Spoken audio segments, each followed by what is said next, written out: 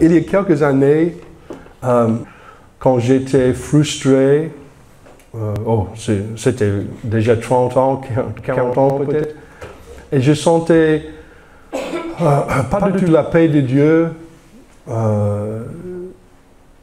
quelque chose était manquant dans ma vie spirituelle.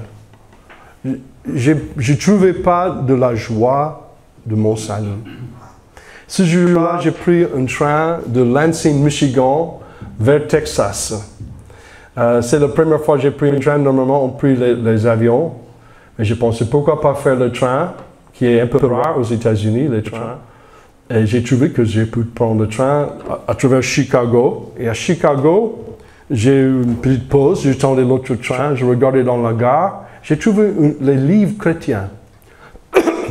Et un certain livre était là, qui m'attirait, qui parlait d'un réveil continuel. Une vie pleine de joie, pleine d'amour. Je pensais, j'ai besoin de ça. Parce que je n'ai pas eu de la joie, pas eu de réveil. Les autres adoraient le Seigneur, pour moi, c'était sec et froide et dur. Et dans cette histoire, c'est une histoire d'une église en Afrique qui a toujours de réveil, toujours de la victoire, toujours de joie dans la vie des chrétiens.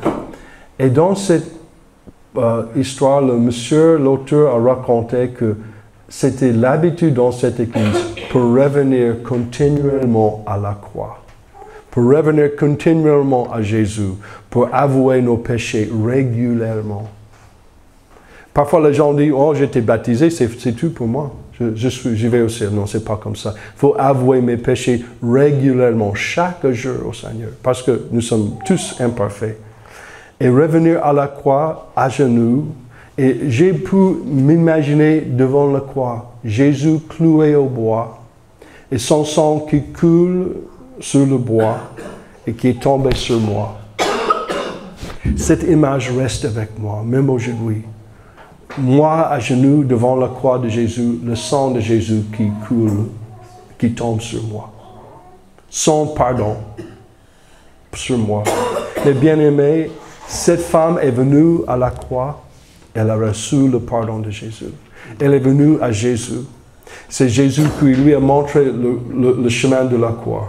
Et je vous donnerai la même proposition aujourd'hui pour mettre toutes vos faiblesses, toutes vos fautes devant Jésus et retourner à la croix.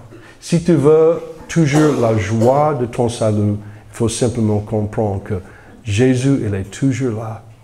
Il t'accueillerait. Il t'aime. Il comprend tes faiblesses. Et peut-être tu te sens coincé, totalement coincé par tes péchés. Tu es écrasé par la condamnation de la société, la condamnation que tu as toi-même pour toi-même. Si c'est le cas, il faut demander à Jésus, qu'est-ce que je dois faire, Seigneur? Qu'est-ce que je dois faire? Il connaît la sortie de votre piège. Amen.